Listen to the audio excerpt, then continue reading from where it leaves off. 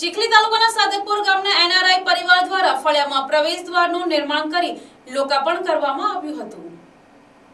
ચીખલી તાલુકાના સાદકપુર ગામના એનઆરઆઈ પરિવાર દ્વારા ફળિયામાં પ્રવેશ દ્વારનું નિર્માણ કરી લોકાર્પણ કરવામાં આવ્યું હતું।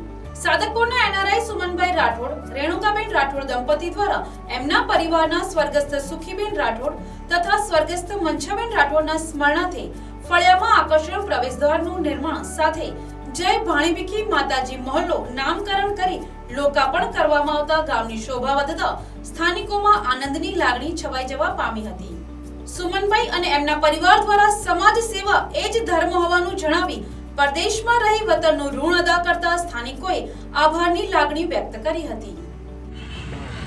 જી, હું સુમનભાઈ કરશનભાઈ રાઠોડ સાદરપુર ગામનો વતની છું અને મારા કામ પ્રત્યેના પ્રેમને લીધે આ મેં માતાજીનું કામથી આ ગેટ બનાવ્યો છે અને ગામ માટે અર્પણ છે।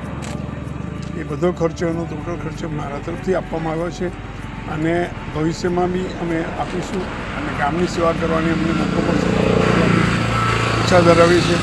અમે મૂળ પરદેશી છીએ, પરદેશમાં રહીએ છીએ અને હું ને મારો ભાઈ અમે બધા પરદેશી જ છીએ અને સમાજ સેવા કરવું એક મારો ધર્મ છે। કારણ કે ચેરિટી સ્ટાર્ટ એટ હોમ, પહેલાં મારી ઘરની ગરીબાઈ દૂર કરી ગામની ગરીબાઈ દૂર કરવાનો પ્રયત્ન કરી રહ્યો છું।